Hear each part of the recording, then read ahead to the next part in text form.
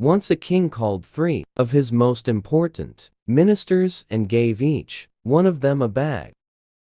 He then told them to go around and fill up the bags with fruits. This would test the sincerity of his ministers. The first minister took the order of the king seriously and worked hard to collect the best fruits he could find and filled up his bag. The second minister took the order of the king lightly and filled up his bag with a mixture of good and rotten fruits.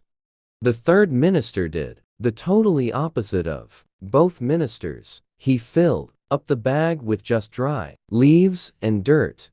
His intention was to fool the king by just giving an impression that he had done his job filling the bag. He didn't have a single fruit in his bag. All 3 ministers came back to the court of the king with their bags, without inquiring what they had collected. The king ordered that each minister must be sent to a separate jail for 3 months. The food they will be eating is what they had each collected in their bags.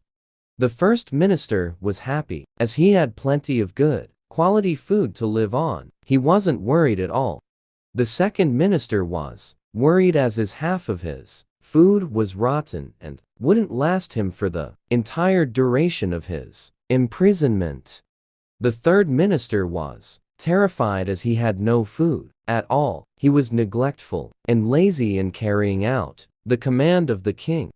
Moral of the story: each one of us is like one of the ministers above. We have all been given a book, which we need to fill with good deeds for use in the hereafter. Some of us will be sincere and will collect plenty of good deeds.